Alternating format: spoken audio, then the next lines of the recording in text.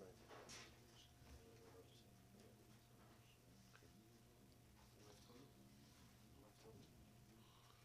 And by the time I came up, she was on it. I can't get, when I'm trying to get the shear, after the shear, I'm only on the side of it, it freezes on my iPhone. You know why? On my iPhone, I'm trying to get the shear in the middle of the day. I can load it, then it freezes like after 5 seconds, 1 minute. Like other things like, news stories or Netflix, Because when you go on yeshiva.net right? and you take any class from there, it should work fine. But this is a live feed still, it's just sitting in the cloud waiting for the process. So it's Usually it stays for not the drop, it stays until yeshiva.net because they have a backup file. But they could upload a file, edit it, so when you go to the computer, it's all thing, and it goes up to yeshiva.net. so maybe it's smaller, but then it's frustrating. Okay. Okay. But you know we have a phone line now. You can get any class, just call in and listen to them. How about, but like, one thing I know that over contract, so here in the afternoon or here in the car, is there a way to make calling to that phone line? Yes. But the phone lines will be available if it's live or afterwards, or only once it's loaded on the ship. Oh, It's a class ID. If they get a class ID, all you do is you text to that phone line. Send a text, let's say latest. So I give you all the latest year, when let's say text for it, or plus I put in text for brand new. Any word that's wasted with the so and that line's not like that? it is like if you call them right now, you can get it very, very clear. How do I get the, How you get the phone number? yeah, You ask them. You ask me?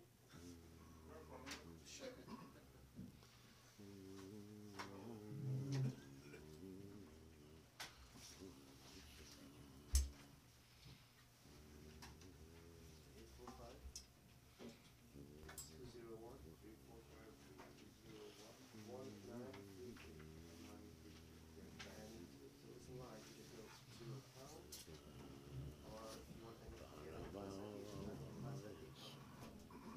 And to get class IDs, either you go together or just send a text to it. Whatever brings you things. Schwiger, Thank you. mother-in-law,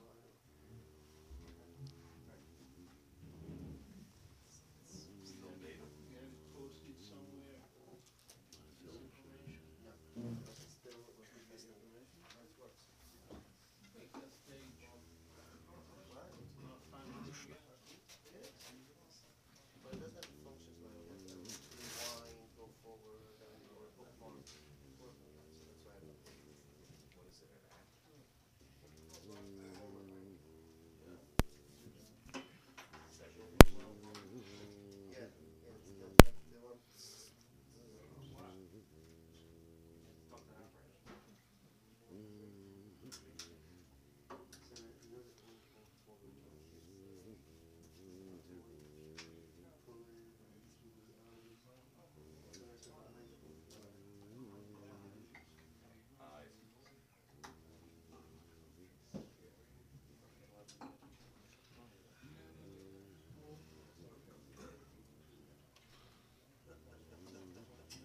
When are we starting class? Momentarily.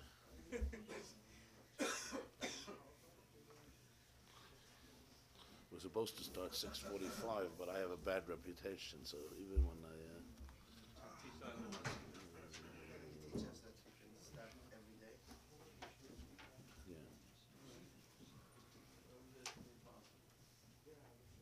Leonardo.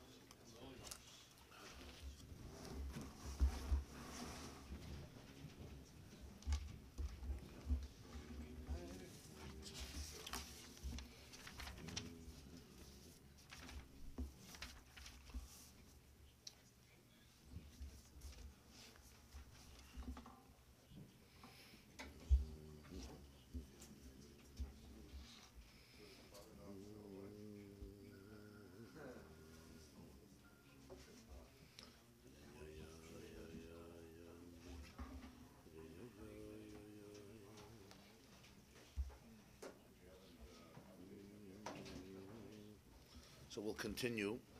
Good morning, everybody. Welcome. Page Nun Gimel in the Maimer. 2 lines from the top. The second line from the top. Acha Inyan Hu. See, page Nun Gimel, second line from the top. Acha Inyan Hu.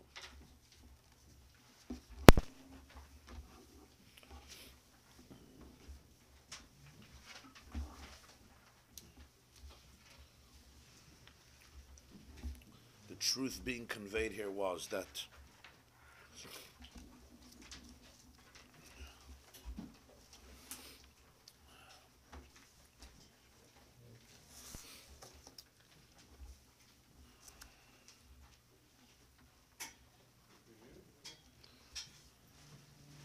essentially one can truly find infinity within the finite, and as long as they can work to remove the blockages and the concealments, the mashal,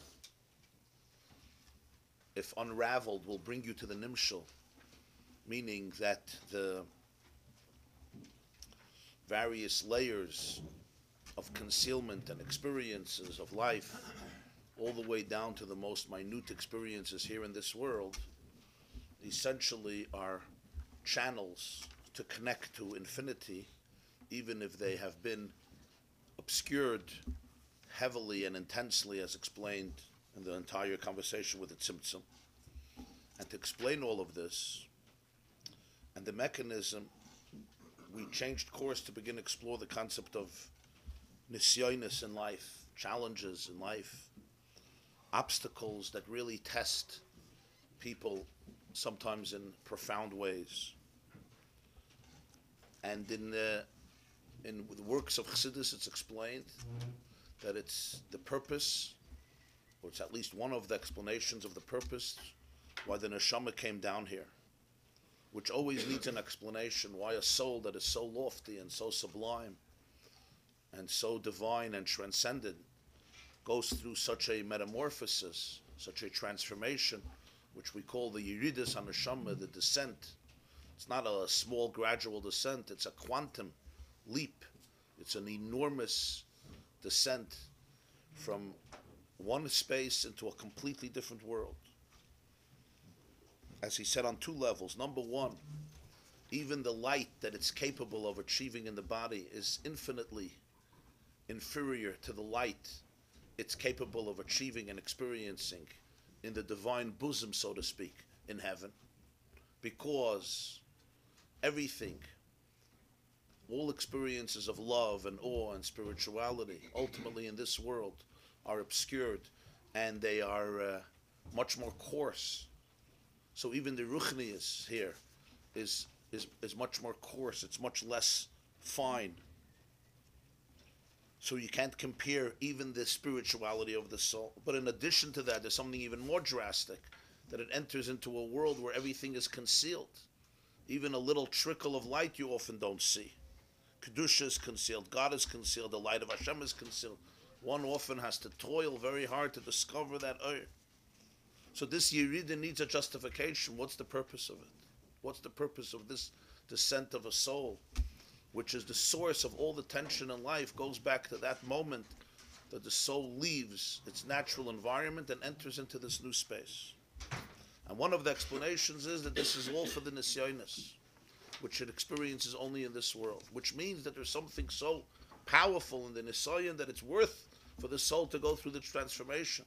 We're not dealing here with a system trying to crush and torture, chas v'shalom soul. On the contrary, you're dealing here with a source of infinite love.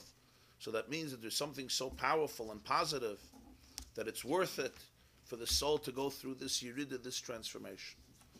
And the truth is, Why does every soul have a different? Every soul has a different. well, every soul has its own journey, how it reaches its ultimate potential, no question. It has its own shlichus. It's not the answer. No. The answer why, or this is the understanding. Understanding, yeah. And the truth is that in many ways it makes sense, because we see that nisyonis in life are so abundant and so, and they don't discriminate. They don't discriminate. You know, every person, you know, sometimes at face value you don't see it in other people, but you know, the moment you get to know people and you get to know their lives, you see every person has what they call a pekala, a suitcase that they carry, sometimes a few suitcases. And even if you know, the life of perfection, the life where everything is so smooth and beautiful and splendid, exists in fiction. Exists in fiction novels. It doesn't exist, very seldom exists in reality. And somebody who has such a, I still not, the only people I know that have perfect lives are the people I don't know. And the only people I know that have perfect marriages are the people I don't know. And the only people I know that are free from all of these obstacles are the people I don't know well. It seems almost like, I don't want to say essential to life, but so much part of people's lives, in one form or in another form. So this means that nisyonis are not some type of, you know, mistake. It happens to be my mazel, his mazel, her mazel, that mazel. Some curse that certain people have, and they're now looking for zgulas, how to get rid of it. But rather, it's an essential component of understanding the role of the soul in this world. It's a major component. And what that means is that every person will confront different nisyonis till Mashiach comes, when there's complete revelation.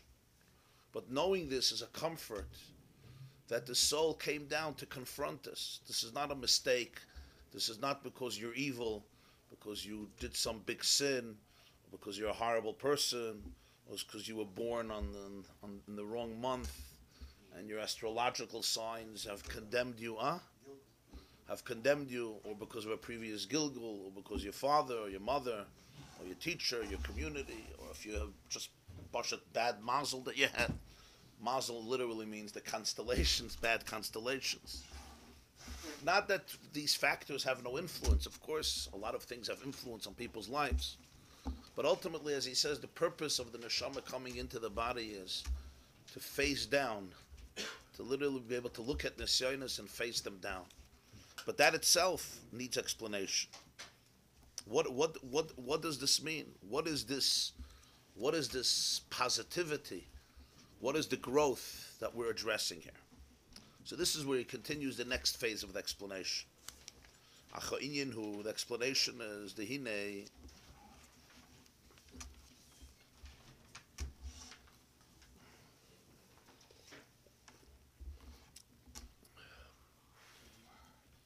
Inyan hanisyonis hem halemus v'asteda. The common denominator of all nisyonis, of all challenges in life, is they are instruments of concealment. They conceal. And they bring in concealment to life. They create uncertainty. They create confusion. They conceal. Shemalimim umastidim al ha'emes. The common denominator of all of them is that they obscure, they eclipse, they cover up truth, emes. She'im ha'yedeyes emes k'may shehu. If a person would realize the truth as is, see the truth, what we call a nisayon wouldn't constitute such a challenge.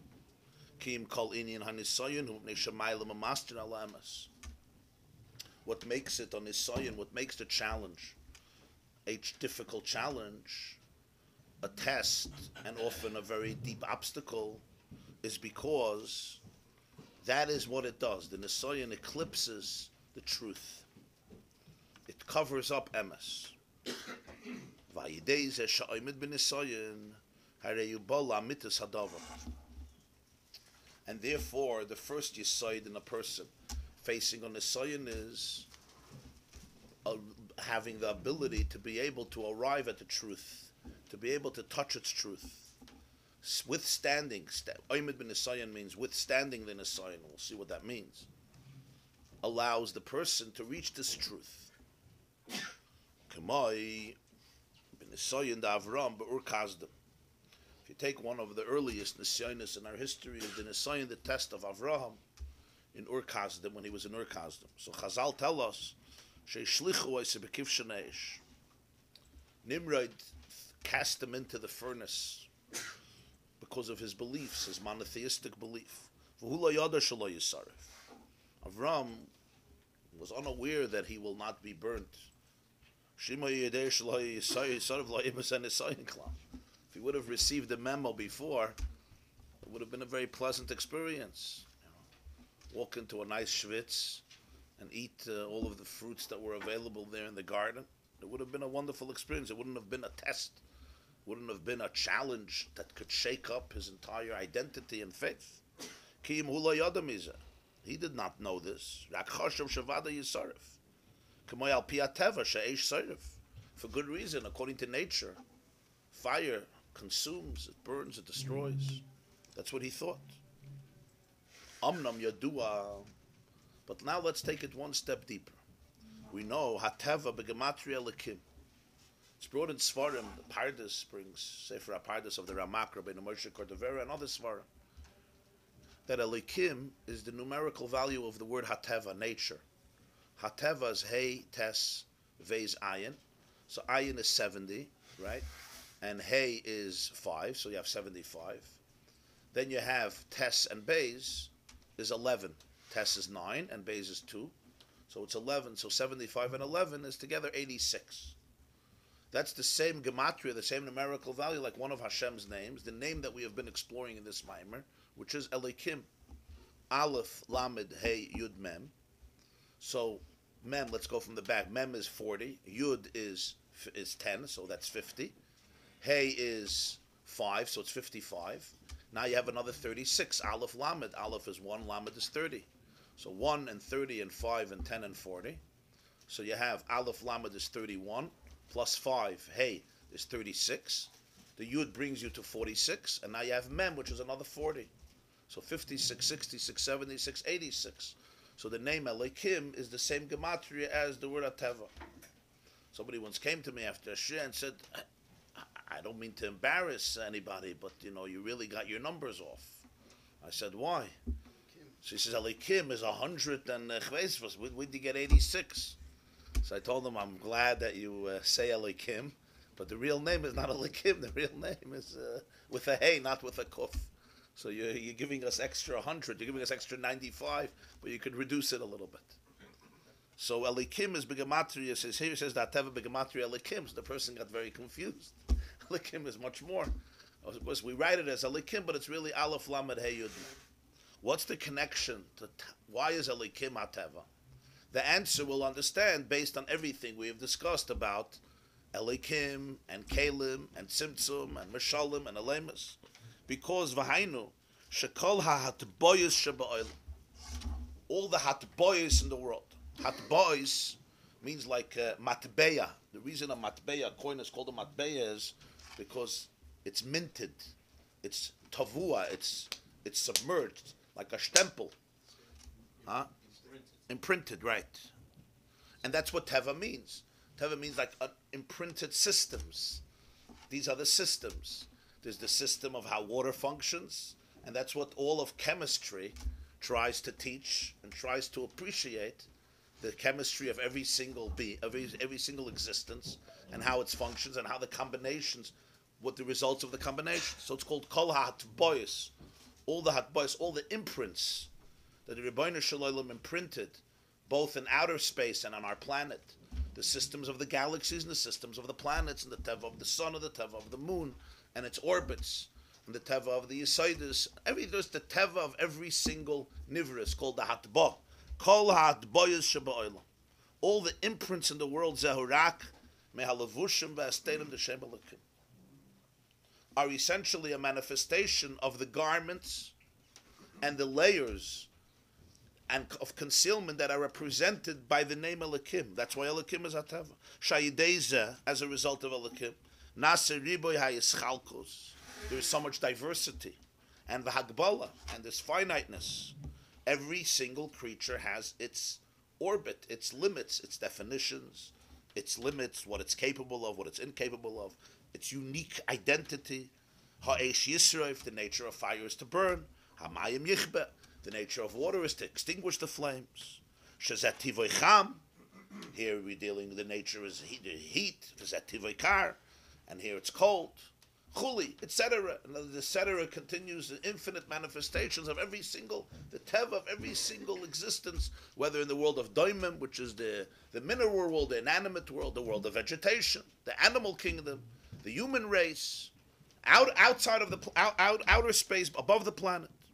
Avol mitzad shem havaya shubchinas bilti gvul. But shem havaya, yut kevavke, which represents, it's the name that represents pure infinity. Ein shamchinas hagbala. There's no limit, finite, hischalkus, or diversity, the distinctions. Hischalkus is like the word machloikus means disputes, but here it's not about disputes. It's about divisions. That everything is different. The mayim, water, ve'esh, klal. All these divisions don't exist. V'yachalias shamayim lo yichba. In the world of Yutke Vavke, nothing is fixed in any particular way. So water may not extinguish, not necessarily. V'esh lo yisrif. And this is the pshat in the Gemara says the famous story with Reb Chanina ben Doisa. Misha al-kamay misha amar l'shemen v'yadlik, yoyim l'chemetz v'yadlik. The Gemara tells a story. Reb Chanina ben Doisa was very, very poor. And his daughter wanted to light Shabbos candles. There was no oil. She saw some vinegar. She thought it may be flammable. She put it in. She sees it's vinegar, and you can't light Shabbos candles with vinegar. Try lighting vinegar. She's weeping. So Reb Chanina ben Doisa says, my daughter, Biti, don't worry. Misha Amar l'shemen v'yadlik. Yoyim l'chaymetz v'yadlik. The same one who dictated, Amar, he said, to the oil, it should burn, can tell the vinegar to burn. What is this, a joke? Reb Chanina ben Doisa didn't know there's a difference between the role of oil in the world and the role of vinegar in the world. Wine is not made to be, don't put, you try putting your wine into your Hanukkah candles. You put a wick into wine, I don't know how much mazel you're going to have. That's why she was crying. But Reb Chanina, vinegar is a derivative of wine. When it becomes sour, he says, Mishama l'shemen v'yadlik, yom l'chaymetz v'yadlik. What Reb Chanina ben Doisa was addressing is the fact that Omar l'shemen v'yadlik. Omar is basara mamoris nivra ha'olam. Misha Omar, that's what the Balatanya explains. Misha Omar l'shemen v'yadlik. Shemen is based on certain sirufim, certain combinations of words. Just like mayim is based on its sirufim. We spoke mayim. Even in chemistry, we know that every molecule of water is made up, for example, of 2 atoms of hydrogen and 1 atom of oxygen. And the Hebrew letters of every word, the Omar, represent the letters that carry the divine energy that creates this particular nature on a spiritual level and then also on a physical level. And they're all connected to each other and they evolve from each other. So on the level of Omar, Misha Omar, Shemen has unique characteristics that allow it to be flammable or to serve as fuel, as oxygen to a flame. Chaymitz doesn't have it. Vinegar doesn't have it. Says Reb Chanina ben Doisa, that's on one on the level of Elokim. The way Havaya is channeled through Elokim, the way the teacher communicates his energy through the mashal, it obscures the energy. Now, fire is fire, water is water, vinegar is vinegar, oil is oil, an apple is an apple, and a peach is a peach. Everything has its gdorim, its definitions, and there's no way to go beyond that. But what's the emes? Chazal say that there were situations in history where fire and water didn't extinguish each other. We just learned about barat, right? Eish mislakachas, b'toich barat. Rashi says neis b'toich neis. You had hailstones, and inside each hailstone there was a blazing fire. So besides the miracle of having hail or fire, that the mayim and eish should coexist and not extinguish each other, is very strange. Ukamaymer Chazal say al pasuk. Ham shelo pachad imoy ois shalom b'mraimov Michal sar shel mayim v'Gavriel sar shel eish v'ena mechabim zeza. Ois shalom b'mraimov. He creates peace in his heights. That Michal is the source of water, the spiritual angel of water, and Gavriel is the spiritual angel of fire. They should be in a fight. Fire and water never get along. Either one wins or the other wins. They can't coexist. There's no shalom bias between fire and water. Nobody has ever achieved that great feat. Because if you have too much water, the fire will have to say goodbye to itself. And if you have a big fire, it will evaporate the water. And yet we say, Oyser Shalom b'miraymav. The Gemara says in Brachas, Haroya Gdeira b'chaloim yitzapa l'shalom. If somebody sees a pot in a dream, I don't know how many of you dream about pots. Not pots. Gdeira, not the other one. That I know people dream about. Haroya Gdeira b'chaloim, if you see a pot, a top. A top. Pot and top is the Zalba Oisius, by the way. A tough. Tes Aleph Pem with under the Tzirufim. So if you see a top in a chalim, yitzapel l'shalom. When you see a pot in a dream, you should anticipate peace. Vasepis. So it's brought in Svarim, I think from the Chassam Sofer, even earlier. I once saw, because Mayim and Eish can't coexist. Who makes peace between them? A top. A Gdeira makes peace between them. Try having them work together, it's not going to be possible. One of them will be destroyed. However, the pot is a unique type of arbitrator. The pot is a great shatchet. What does he do? He has the food in the pot, he puts the water there, and cooks up the water, and the pot gets hot, and the fire under it could now coexist together with the water, and not only don't they obliterate each other, but they enhance each other. The water gets enhanced by the fire because it gets warmed up and it can cook the food. And the fire ultimately serves its purpose to be able to create fuel and energy for people to have food, to be able to eat, and to be able to live. Water can only exist through a keli. Right. Always in a keli, through a keli. There has to be a mechitza. And this is a very important idea in the world of Elikim. This is what we call boundaries. Sometimes you think you remove mechitzas, all types of mechitzas, and you create peace in the world. What do you need mechitzas? In shul you have mechitzas. In relationships you need mechitzas. Who needs mechitzas? Why do we need walls? Why do we need partitions? Remove all the walls, remove all the boundaries, and the world will be as one. Imagine no walls, no boundaries, no partitions, nothing. Everybody is one. But the truth is that what that does is, it doesn't create peace. It creates much more disharmony. In the beginning, it could look like it's so beautiful. Like we know in every marriage needs to, people have to come together. But if there's no boundaries, if two people decide we're completely one, everything is one and the same, and there's no respect for the individuality of the other, ultimately, the two will choke each other, and one will be obliterated. It will become too difficult. Because what happens is, Elohim creates differences, and you have to recognize those boundaries. You have to recognize and respect the individual distinctiveness. And if we make believe they don't exist, what often happens, even if in short term it may seem very promising, but long term it could become dangerous. It's mamish like taking away the pot and saying we don't want a mechitza anymore. We want the fire and the water to make peace with each other. The problem is, for fire to be fire and water to be water, you have to recognize the distinctive qualities and be able to work with each one's nature. That's the product of Shem Elokim, which is a real shame that creates all of the distinctions in the world. But then we say there's Oyser Shalom B'Miraimov. What's Oyser Shalom B'Miraimov? That B'Miraimov there's peace between fire and water, spiritual fire and water. Michal Sar Shalesh and Michal Sar Shamam Gavriel Sar Shalesh. Ulapa'amim ha'esh tzoref v'samayim k'may be'Eliyahu.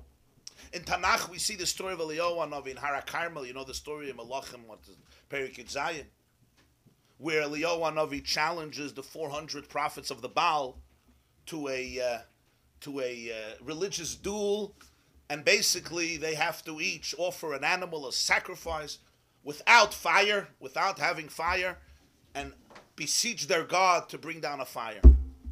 And what happens is they take 2 bulls. It's the Haftarah of Parshas Kisisa. And they offer it, and they're screaming and hollering and scraping their skin, and they're trying to get a fire. And Eliyahu Hanavi says, scream louder. Maybe your God is sleeping. Maybe your God is in the bathroom. Maybe he's on vacation. Maybe he took a nap. Why don't you scream louder? And say, helf nicht. There's no fire. And then Eliyahu Hanavi poured water on the altar, which naturally, even if there was a fire, it wouldn't be able to take root because it was full of water. And nonetheless, that's what he says, despite the fact the fire descended and the whole nation screamed, Hashem hu Elokim, and so forth. Now, we read all these stories. Everyone here, or many of us, or some of us, grew up with these stories.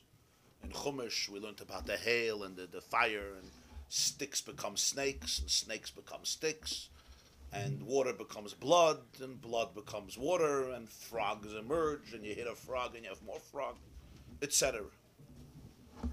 Many people, how do you understand this? How do we understand it? So it's cute magic tricks. It's like magic, more tricks, it's all tricks. Eliyahu Hanavi did another, and the Tanakh is filled with such tricks that don't stop. Some people more, some people less, especially Eliyahu Hanavi and Elisha, who even did double of Eliyahu Hanavi, and so on and so forth.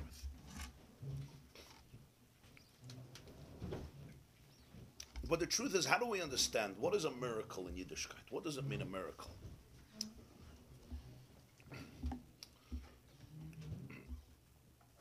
Somebody once asked me in a shiur, he said, it's funny, he was here for a while, he was here a year or two. He said, it's funny, I never heard you tell a story of some miracle of the Baal Shem Tov. All I grew up was, they told me the Baal Shem Tov, his horses used to fly. That was the only thing I knew. There was all miracles. I never hear you tell us, just you speak about the Baal Shem Tov and you just don't tell miracle stories. Why not? So I told him, I don't know, I didn't have some machshava, why not? But the greatest miracle of the Baal Shem Tov was the Baal Shem Tov himself. Far greater than any miracle he did.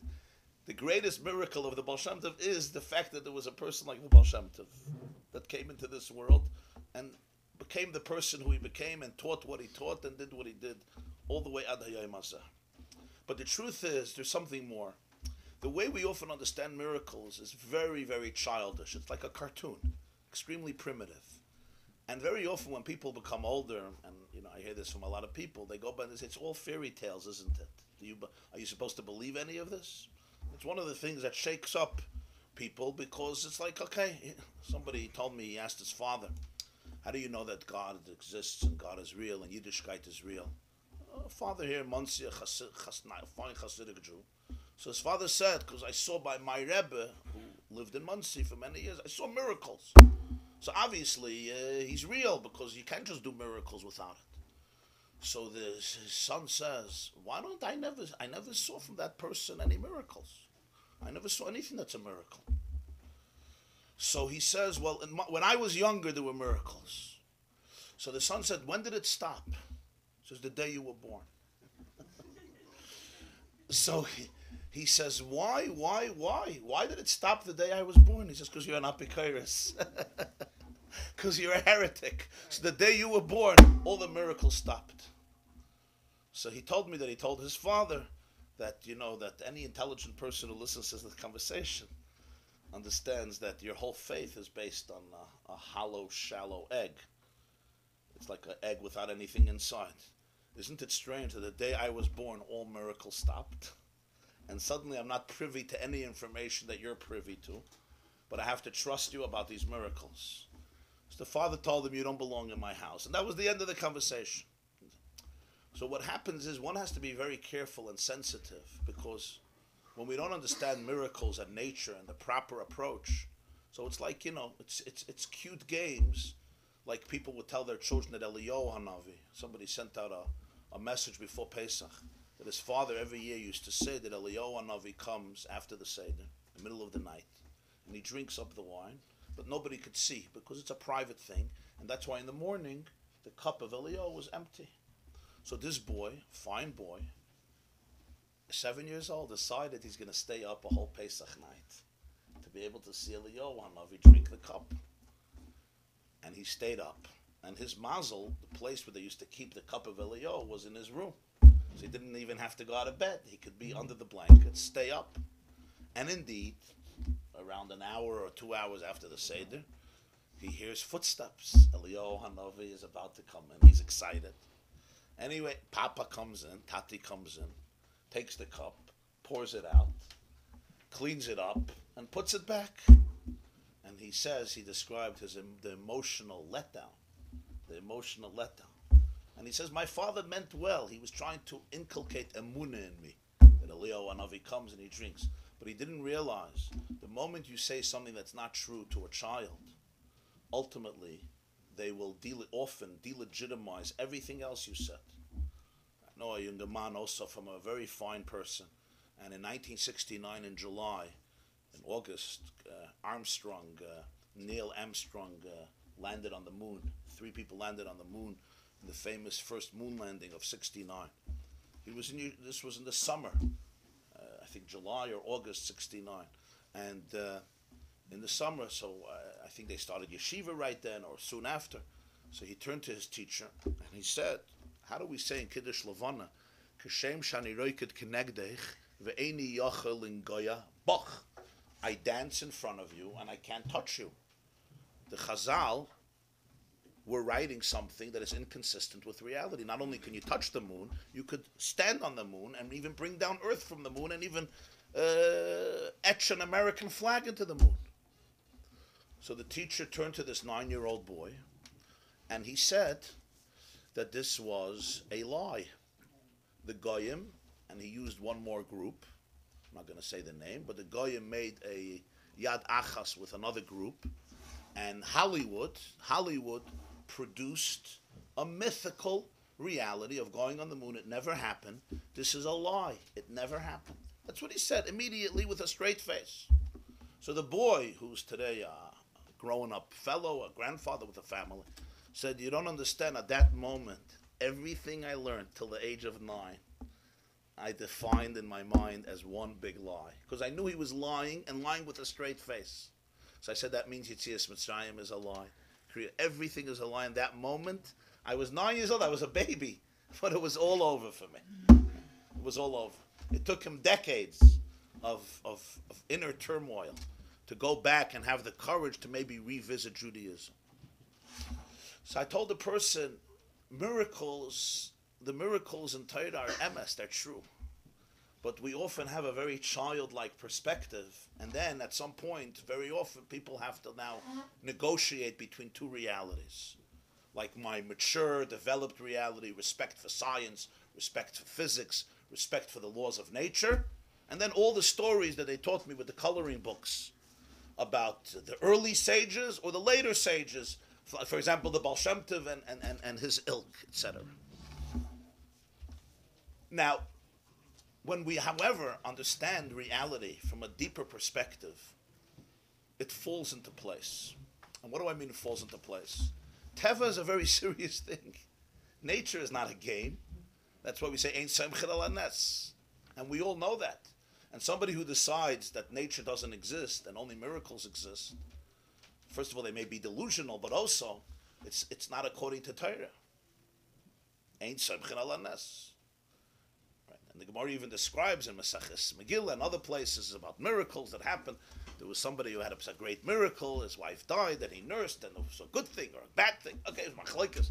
But in any case, there's a famous Iran, Drashas Aram, Drashas Ches, who says, "Hateva chaviv beinei hamakram." The teva has a special value in the eyes of God. You don't just nature is also divine, but we have to now understand the oimek of this. All of nature is serious as a result of Shem Elokim.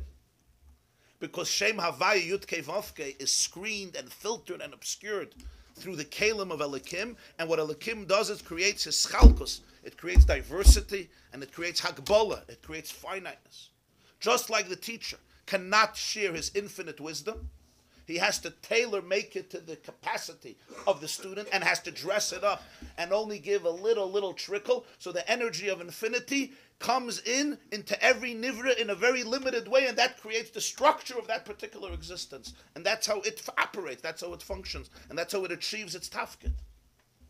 And you have to respect those boundaries within yourself and within somebody else and within the world. That's very true. Then there's another concept, and it's also true. Reb Chanina ben Doisa tells his daughter, why are you taking oil so seriously? Whoever said that the oil could burn, he can also decide that the vinegar should be burning. What is Reb Chanina ben Doisa saying? Reb Chanina ben Doisa is saying you have to appreciate a deeper truth as well. And what's the deeper truth? This is the next step. All these stories is Lamayla and Ateva. Which one is true?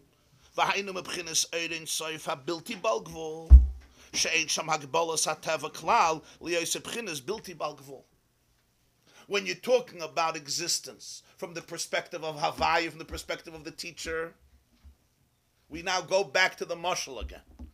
When the student hears a metaphor, all he has is the metaphor. He doesn't have the original wisdom. But for the teacher, there's no concealment. Why is there no concealment? Because within the trickle of light, within the message that he gives to the student, the whole depth is there. So therefore, he never gets stuck in the rigidness of the message or in the tzimtzum of the message. The full infinity is there. From the student's perspective, it's a tzimtzum. So mitzad shem havaya, oirein soif habilti balgvul, the oirein soif which is infinite, where there's no limit of teva, because that's what bilti balgvul means. Bilti balgvul means it's limitless. Limitless means it doesn't have limitations, doesn't have a certain chemistry. It's not defined this way or this way. But the world runs according to the finite, rigid structures created by the channels of Elikim. Each existence according to the energy and the chemistry that Elikim represents. Every living organism has its brain, the capacity of its brains. It has its DNA structure, which basically makes up for the physiological structures of this particular existence and its capabilities, its great virtues, its limitations. That's Shem Elikim. Just like the teacher who channels and limits the information and obscures it so that this student should be able to retain it according to his capacity. You give him everything, you give him the full infinite depth, and you're left with nobody. He'll just shut down. And you dress it up, and there's mishalim, and he doesn't even see the full picture. When we look at the world, what do we see? We see a very fixed world that runs according to the laws of nature. It's mechanical, it's teva, you have to know this is this, this is this, this is how they combine, this is how they don't combine, etc. Hagam da havayu hu amahavim. Even though Yudke Vavke is the one who brings it into being. The Chol is Havus Vayde his Galus Koyach HaPoyel. Everything that it comes into existence is through the revelation of the activating power, which is Yudke Vavke. Kamosha Kosov, Havaya Malach, Kanal Ba'oirich, as explained above. Mikol Makim, that's true. But who are they? Havaya Kamosha Mena, they Shem Elikim. It's Havaya the way it comes through Elikim, meaning B'pchinas Helem Vehester, so it's eclipsed, it's concealed, Love B'pchinas Gvul, for who Inyan Gvul HaTeva. And these are the boundaries that we call Teva. There's an imprint. What's an imprint? These are your boundaries. The Yam has its boundaries, and the Yabosh has its boundaries. And if a person says, I'm an amphibious creature, and you decide to spend the rest of your life in the Atlantic Ocean without a boat, we know the results. But on the other hand, if the fish decides, I love the beach, not what is above, beyond the beach. I love the beach itself, meaning the sand on the beach. We know what happens to that fish. In other words, there is Hagbola. What's that Hagbola based on? Everything is Havaya. Everything is infinite. That's true. From the teacher's perspective, even the little limited information that he gives and the concealments, we said before, it's not a concealment. Why? Because he sees the whole infinity in that. So he's never encumbered by it. But from the student's perspective is, this is the little information I have. This is what I can maintain in order for me to retain my eye. Now, this is only a mashal, because again, the teacher doesn't create the student. But what happens if the information would create the parameters of the student? Right? That's what Elikim is. It doesn't only give a shear. Hashem doesn't only give a shear. The shear is what creates the world. Shear means measurement, size. Shear, size. That it's the divine energy that comes in a particular size. It comes packaged in a particular way. These are your borders. These are your boundaries. Physical boundaries, psychological boundaries, emotional boundaries. These are the boundaries. Every nivra has it. Water is water and fire is fire. Water extinguishes and fire burns.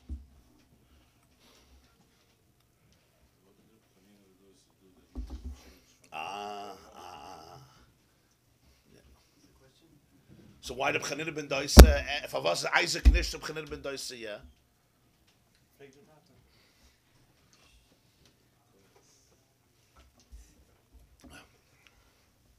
Okay, I'm in it. Vihine.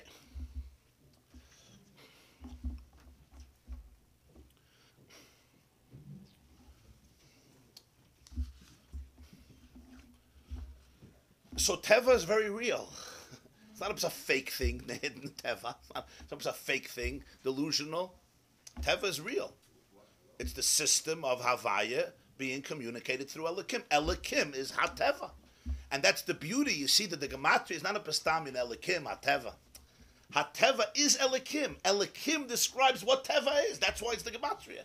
What is Teva? Teva is Elikim. It's the way Shem Havaya is channeled. Just like you'll have sometimes, they were talking about the Nile River these weeks, the Nile River, right? So Rashi explains, and this is everybody who knows about the Nile knows, that the Nile flooded for thousands of years. Every August it floods because Egypt was parched. It's parched earth. There's no rain, almost no rain in Egypt. So the Nile, the Nilus, was it's saved its civilization. And during the flood, at the end of the summer, they created canals, and the water would flow through these canals, and they would bring them to farms and fields, and homes and neighborhoods. This is how they had water to drink. This is how they could plant and produce and grow. This is how they could make boats and papyrus and reeds, etc. Their whole civilization was based on the Nile. That's why they turned the Nilus into a god. So you have a huge river. The Nile goes for 4,200 miles. It's probably the longest river in the world. So the Nile River, it's so big, it's so huge. If it would flood, what do you do with this water? It's overwhelming. But you create a ditch, and you mitzamtzim the water, you restrict the water, and a little trickle of water comes, and now it goes into your farm, and it gives you exactly what you need to be able to grow your crop. If the Nile would flood your field, that would be the end of the field. It's called a shitofin. It's a plague.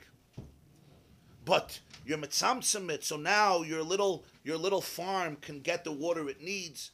Not too much, not too little. I don't know if you know that it's an interesting topic. I don't want to get much off subject. There's a famous book that recently came out. It's called Let There Be Water. Let There Be Water. Israel, over the last few decades, has done unbelievable things in terms of saving up water. Basically, they saved 50% of the water that they had by figuring out, it's a whole story. There was a particular Jew who figured it out. He tried for decades and they rejected him, but he ultimately prevailed. That the water that we use to water farms and fields, most of it goes to waste. Because you water a field, but most of the water is not needed. What if you can create pipes that bring the water to every tree, every root individually, so you save 50% of the water, and on the other hand, it also produces much better growth because it's tailor-made to it. So if they got 50% more water. Israel has a struggle with water, and they're now teaching it to many other countries. South Africa recently had a drought, Cape Town, but Cape Town refused to get direction from Israel, of course, because apartheid. Okay, but that's a separate sugya. But what do you see from here? You take the mayim, right? You channel it. You have to limit it. And if you give me too much, I can't exist anymore. The earth drowns. Again, this is a mashal, but the mashal is a very important mashal. Shem Havaya is everything. It's infinity. There's no structures. In the world of no structure, Teva doesn't exist. Teva is imprint. It's rigid. This is my matbeya, this is your matbeya. And it's very important. One of the worst things you can do to a government is mint your own coins. Print your own dollars. Counterfeit money. This is a matbeya. This is the imprint. This is the seal. Tamar wanted a collateral from Yehuda. One of the things she wanted was chaysamcha. I want your seal, your matbeya, your imprint. This is the imprint. This is the way it's channeled. But again, in the mashal, we're always dealing with two separate things. There's the field and there's the water. And the field needs just enough water, not too much water. But what, and this is where you have to do a little mental gymnastics, and that is, what if the water didn't come to the field? The amount of water created the field. The field was a response. The very reality of the field was a response to the amount of water. The teacher is not giving a shear to the student. His shear is creating the identity of the student. Imagine, you created children, okay, through words, okay? And the type of words becomes the type of child you create. What would it look like? You'd be careful with your words. We don't think of this. How do we create children? So God made this whole biological miracle of how children are created. So people don't realize their influence over there, because it seems like just, some physical procedure with a tipper, with a sperm and an egg, etc. Yeah. From a spiritual perspective, imagine there's an energy that you're communicating, and that energy is creating the child, the soul of the child, the brain of the child, the physical reality of the child. But what type of child? The child is based on those words. What is conveyed in those words? So that's how we have to understand the nimshal. The divine energy creates the world. In other words, the tzimtzum and the helim, right? It's not just, it fits the teva. That's what creates the teva. And each nivra has its own tzimtzum that creates its teva. So that's what Elikim does. In that sense, teva is very real. And then you have Shem Havaya. And what's Shem Havaya? Shem Havaya is the source of Elikim.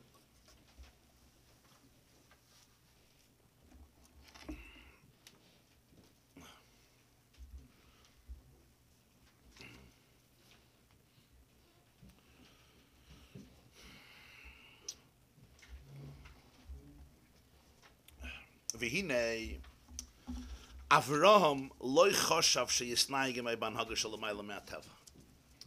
Avraham never thought that he is going to experience that which is beyond nature.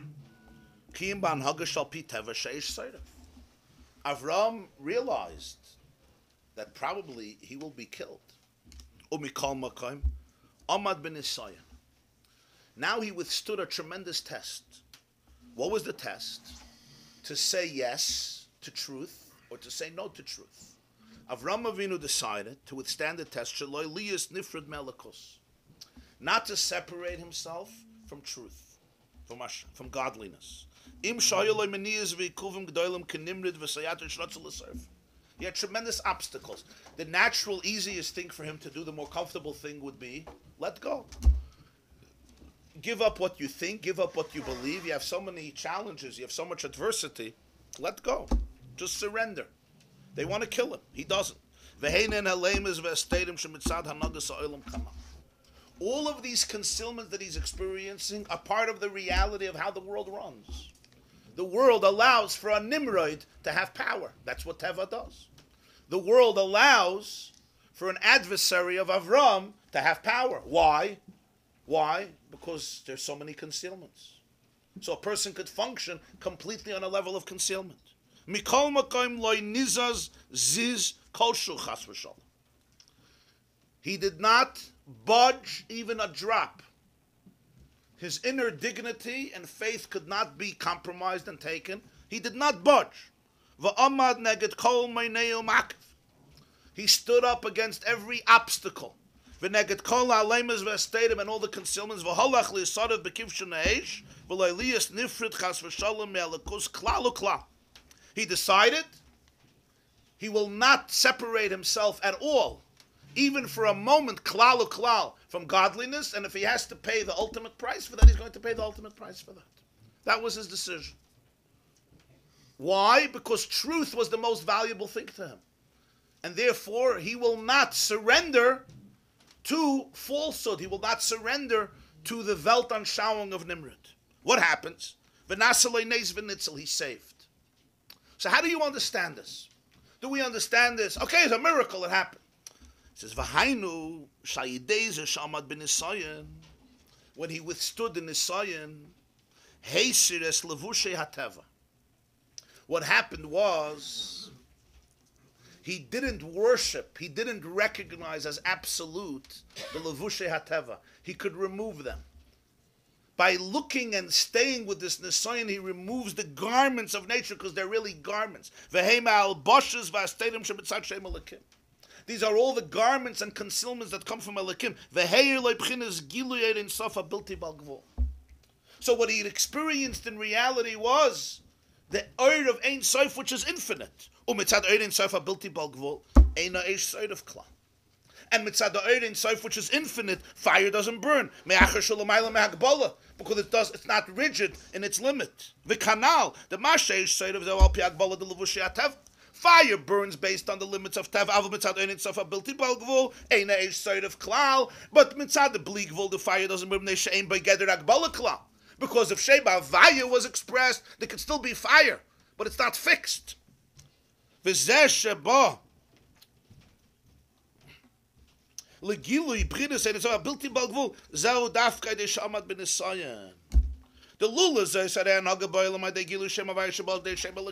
usually the world runs Avaya through Elikim, which is an external ray of Avaya. It's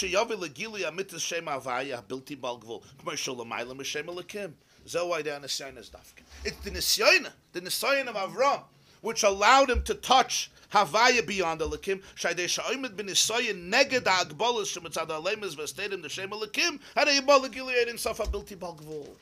What does it mean to withstand the Nisayon? That he did not surrender to the concealment.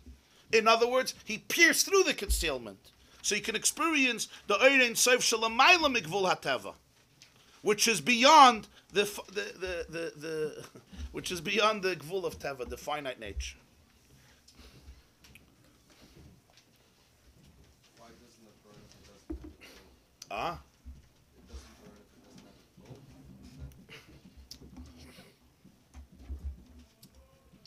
Well, it's not fixed by its nature. Like Belial Hanavi, where the fire can exist even with the water. The water doesn't extinguish the fire. What is it? You want to know what it looks like? No, what's the characteristics? What does that mean that it's fire?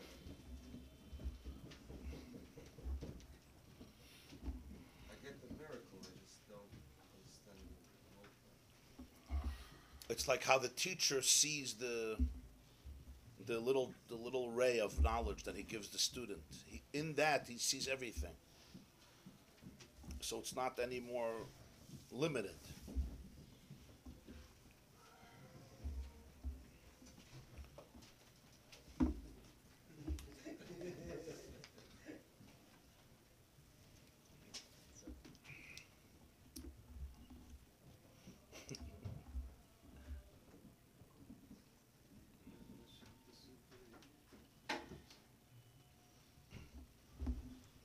I once read an article from a Jew. His name is Professor Yaakov Brower.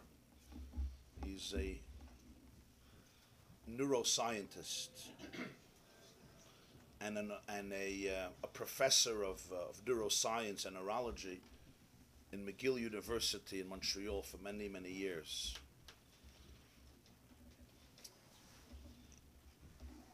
He's a chassid, a Baal Tshuva, I believe, from Boston. And he wrote an interesting article that I once read. And he wrote that his first lesson in Chassidus he got when he was 9 years old, even though it wasn't called Chassidus. It was called a cartoon.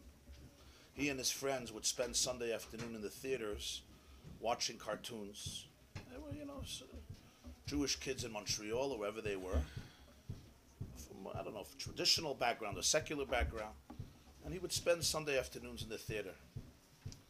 And he said one cartoon remained imprinted in his psyche. And maybe some of you have seen it as well. There's a particular cartoon where there is a clever bird called the Roadrunner.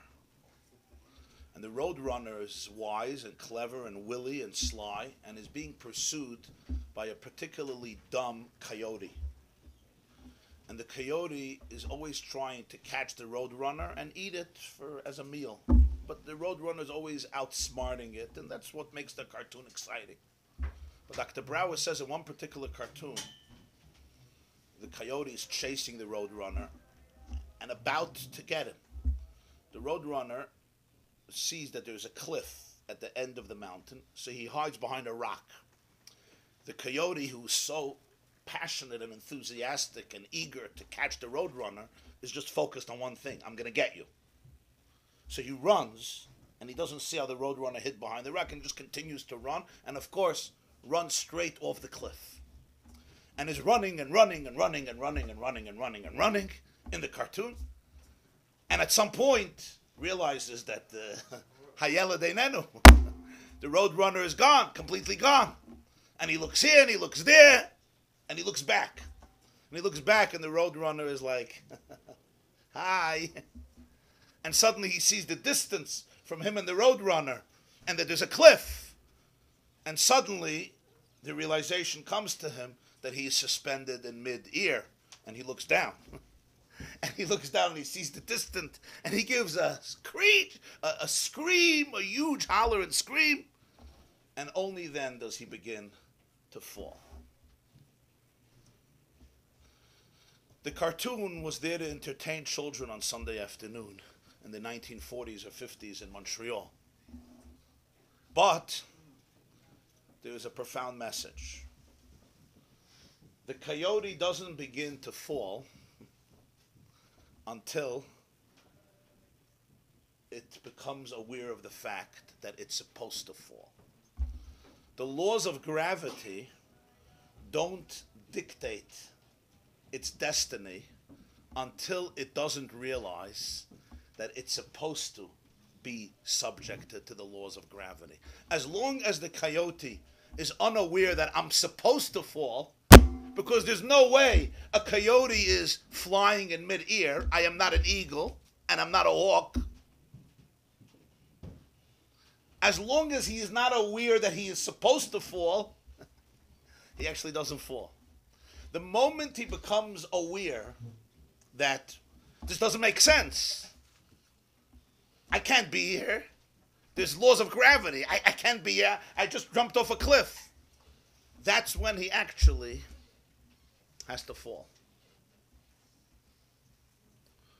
Okay, think about this, and we'll explore it more.